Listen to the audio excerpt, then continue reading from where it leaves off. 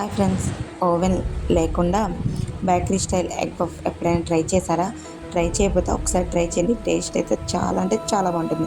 Late ఎందుకు మరి, welcome to Anu foods. నేను మీ అనుష.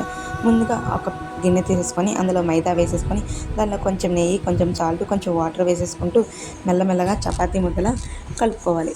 చపాతీ ముద్దలా బాగా కలిసేంత వరకు చక్కగా కలిపేసుకొని మూత పెట్టేసుకొని పక్కన పెట్టేసుకోవాలి. తర్వాత ఒక గిన్నె తీసుకొని అందులో 2 స్పూన్ల నెయ్యిని, 2 స్పూన్ల మైదాని వేసి మంచి పేస్ట్లా చేసి పక్కన పెట్టేసుకోవాలి. తర్వాత ఒక కడాయి పెట్టేసుకొని అందులో కొంచెం ఆయిల్, కొంచెం జీలకర్ర, ఉల్లిపాయలు వేసుకొని కొంచెం సాల్టు, పసుపు బాగా వేగిన తర్వాత కొంచెం కారం, ధనియాల పొడి, కొంచెం కొత్తిమీర వేసేసుకొని కర్రీ ప్రిపేర్ చేసి పక్కన పెట్టేసుకొని తర్వాత ఇందాక మనం రెడీ చేసుకున్న ముద్దని 5 పీసులుగా చేసేసుకొని 5 చపాతీలుగా చేసుకొని ఒక్కొక్క లేయర్ పెడుతూ ఇందాక మనం రెడీ చేసుకున్న ప్యూరీని మధ్య మధ్యలో అతికిస్తూ చపాతీ అతికిస్తూ ఉండాలి.